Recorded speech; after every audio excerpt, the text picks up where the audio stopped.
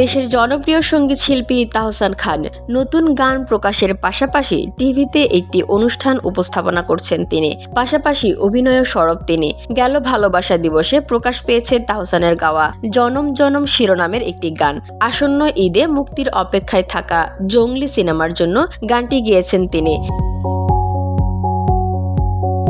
এদিকে ভক্তদের বড় সুখবর দিলেন তাহসান। একটা সময় যে গানগুলো শুরুতে শ্রোতারা শুনেছেন, যেসব গান দিয়ে তাহসান পরিচিতি পেয়েছেন, সেসব গানই রিমেকিং এর উদ্যোগ নিয়েছেন তিনি। রিমেকিং এর বিষয়ে তাহসান বলেন, আমি সবসময় চেয়েছি আমার সৃজনশীল কাজগুলো আমারই নিয়ন্ত্রণে থাকুক, তাই আমার গাওয়া পুরনো 7টি গান আবারও নতুন করে গাওয়ার উদ্যোগ নিয়েছি, কারণ আমি চাই সেগুলো নতুন আঙ্গিকে উপস্থাপিত হোক। যেসব গান করব সেগুলো অনেক হিট হয়েছিল তেমন নয়, কিন্তু আমার খুব প্রিয় গান। আবার এর মধ্যে অনেক হিট গানও রয়েছে, দেখা গেল সেগুলোর অ্যারেঞ্জমেন্ট আমার মনোপুত হয়নি, তাই গানগুলো আমার নিজের মতো করে শ্রোতাদের কাছে উপস্থাপন করার উদ্যোগ নিয়েছি।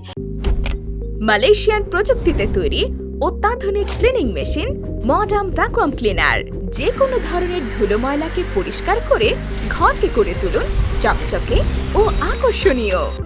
Modem, brand of luxury.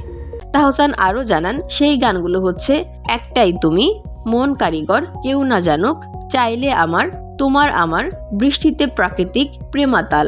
এর মধ্যে চাইলে আমার ও তোমার আমার গান দুটিকে মেশআপ করে একটি গান হিসেবে প্রকাশ করা হবে। এর মধ্যে সেগুলোর সঙ্গীতায়োজন সহ সব কাজ শেষ।